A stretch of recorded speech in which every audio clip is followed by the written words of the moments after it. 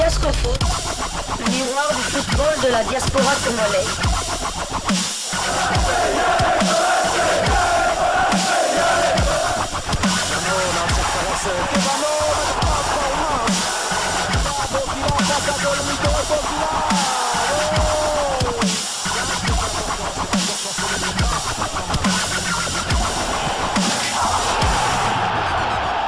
Diascofoot, le miroir du football de la diaspora congolaise. Vous êtes sur Diascofoot, le miroir du football de la diaspora congolaise. Diascofoot vous dit bonjour, tout le plaisir est pour nous de vous retrouver, mais surtout de savoir que vous êtes nombreux en train de suivre votre chaîne YouTube dédiée uniquement aux footballeurs de la diaspora congolaise. Vous êtes en train de suivre Diascofoot, le miroir du football de la diaspora congolaise. L'heure de vous donner des informations concernant les Léopards de la RDC a sonné. Vous savez très bien que la RDC s'est imposée 2-0 dans la 6e journée comptant pour les éliminatoires de la CAN 2023 qui se déroulera en janvier 2024 en Côte d'Ivoire. Le match amical de ce jour concernera les Léopards, bien entendu, qui se sont envolés pour l'Afrique du Sud, pour Johannesburg plus précisément, pour affronter les Bafana Bafana.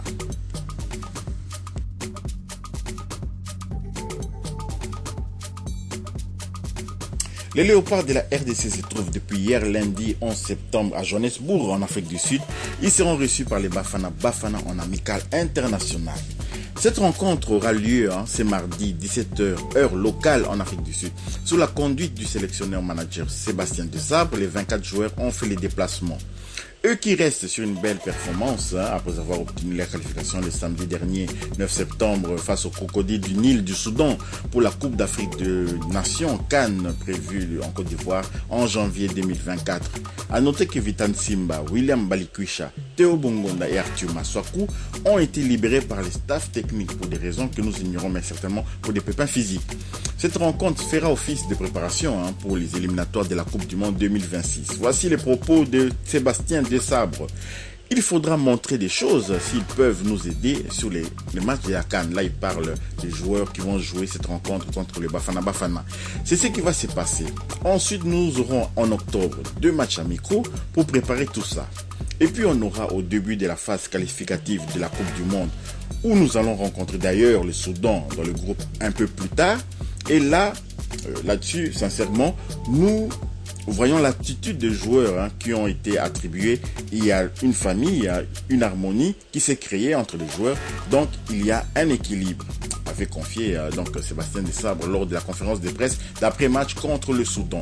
Logés dans le groupe B, la RDC est logée dans le groupe B, les Congolais seront aux prises face aux Sénégalais, aux Mauritaniens, aux Togolais, aux Soudanais et au Soudan du Sud. La RDC débutera face à la Mauritanie le 13 novembre prochain pour finir face au Soudan pour les deux premières journées. Donc pour les 2 premières journées, d'abord on va commencer par la Mauritanie chez nous. Je ne sais pas si ça va être au stade de Mazembe à Kamalondo ou bien ça sera au stade de Martyr, mais je doute fort que ça soit au stade de Martyr vu les incidents qui se sont passés lors de la rencontre RDC-Soudan du samedi dernier. Arrivé hier lundi à Johannesburg en début d'après-midi, les Léopards se sont directement entraînés pendant 45 minutes sur la pelouse de Orlando Stadium, c'est le stade de Orlando Pirates de Johannesburg. Le rendez-vous donc est pris pour tout à l'heure à 16h, heure de Kinshasa, pour le coup d'envoi de la rencontre qui va opposer les Bafana Bafana de la République sud-africaine aux Léopards de la RDC, Léopards remaniés, ce qui est manque de temps de jeu dans cette formation. Nous pouvons citer quand même certains joueurs, Joris Kayembe par exemple, Rocky Bouchiri, nous avons encore Aldo Kaloulou qui pourrait jouer aussi cette rencontre. On a d'autres joueurs qui étaient même sur le banc de touche comme Yohan Wissa qui pourrait saisir leur chance, pourquoi pas Fiston Mayele Kalala.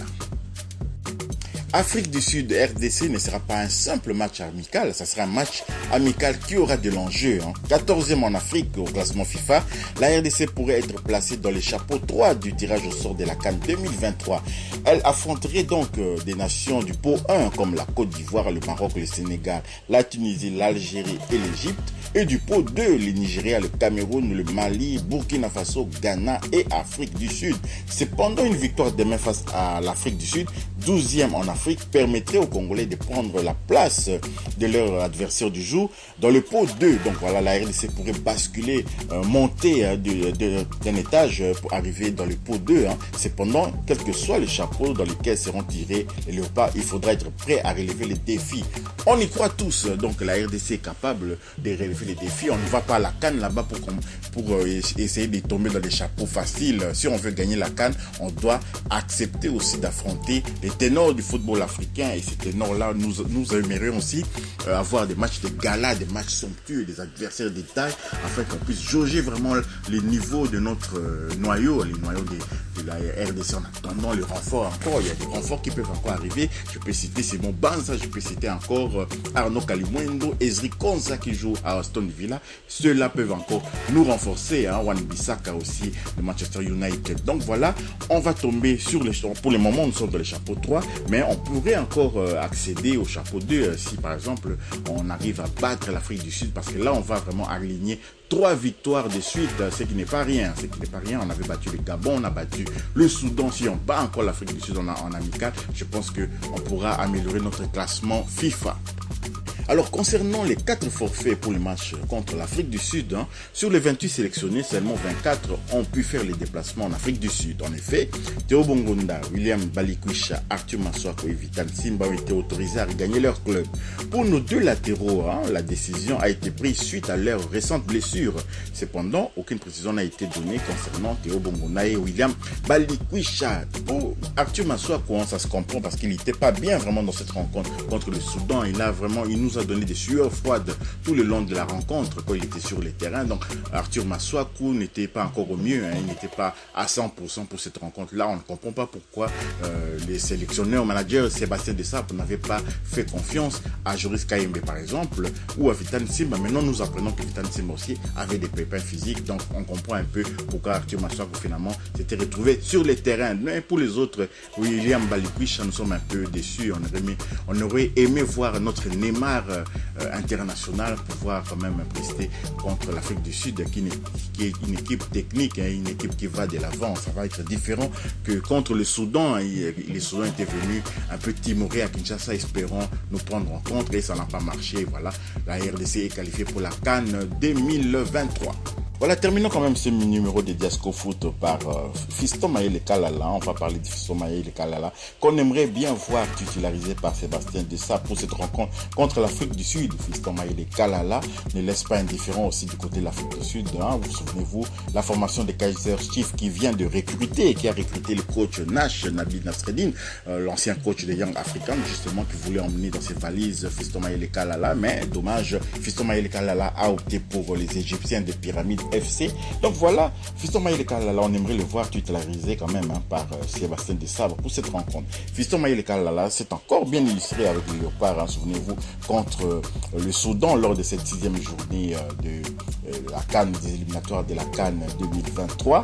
Comme face aux Panthères du Gabon à Franceville il y a quelques semaines, l'attaquant international congolais a récidivé en clôturant le score pour le bien des Léopards de la RDC qui a soulagé tout un stade.